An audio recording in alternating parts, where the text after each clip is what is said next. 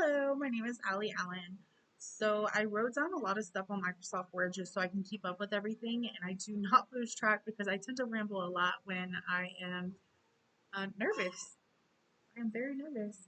Um, Also, for the background noise, I am deeply apologize for that. My little one does have autism and he has Tourette's, so he does tend to make unfamiliar noises. Um, but okay, so the first question was, what is one meaningful thought that you gained from appearing in the class discussions?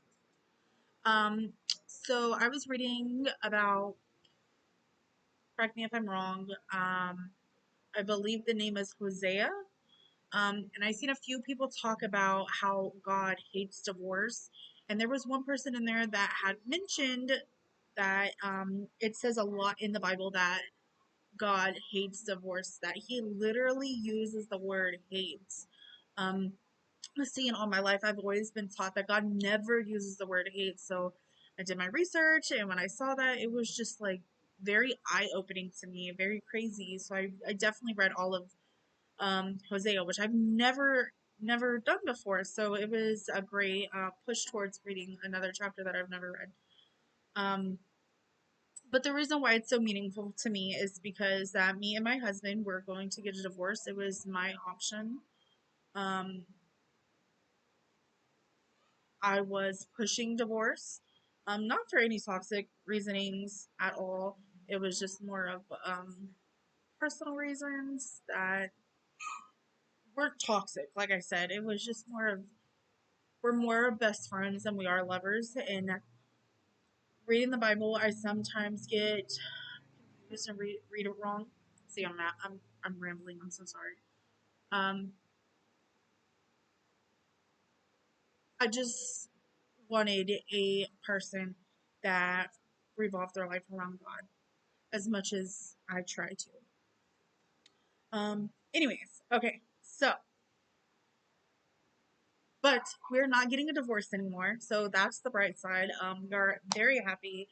So I wish that this was an open discussion so that they could see this and they see that they definitely have saved my marriage. Definitely have saved it. So, if they ever do see this, thank you. Okay, my first takeaway that helped me a lot to focus on God. I really enjoyed the paper that we wrote and that we felt when we listened to the podcast, and we were able to write down the things that we felt from that podcast. Um, I definitely like that a lot, and I actually have been doing it a lot. I've been doing it in my journal. I've been sitting there thinking about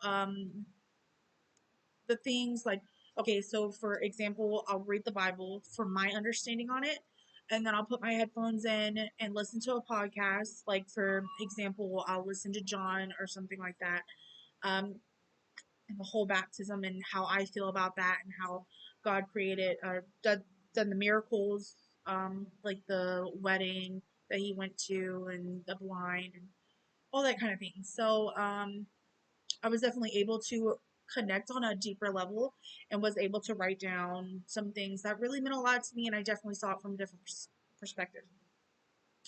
My second takeaway was the map that we drew in the beginning of our class. I really enjoyed that.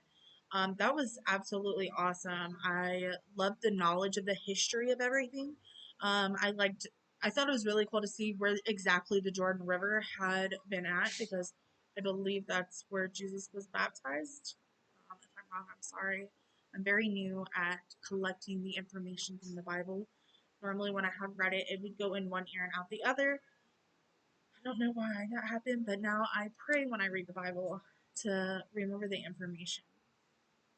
But yeah, I really love that, and I love to know where all the prophets were at and where they prophesied, when they prophesied. I thought that was really awesome. My third takeaway is the church. So our interviews with the church were, it definitely gave me a different look on all the churches. So every single church that I had wrote down, I think it was three churches from my understanding. Yeah, I think it was three. So I've been to every single one of them, and I never realized how different the churches were. Some in bad ways, some in good ways. Some of the when I asked them questions, they were kind of defensive about it, and it kind of made me sit there and think to myself, Like, are you here for the right reasons? Why is it so hard for you to answer my questions? I never asked that because I do not like confrontation, but it was definitely a question that needed to be asked because I felt like they thought that I was attacking them with these questions, like why don't they do this? Why don't they do that? Which I never asked them why they never did anything.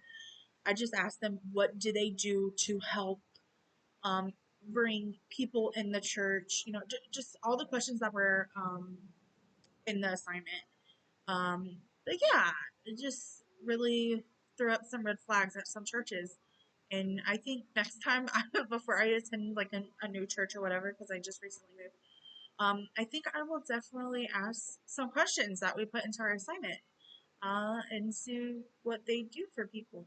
Because it's not the fact of them doing or whatever. It's their hearts, and that's what I like. I don't like a church that's more about money than the heart. Now, if it's a church about money and heart, like they're collecting those funds for helping people that need it, that's completely understandable. Sorry, I'm rambling again.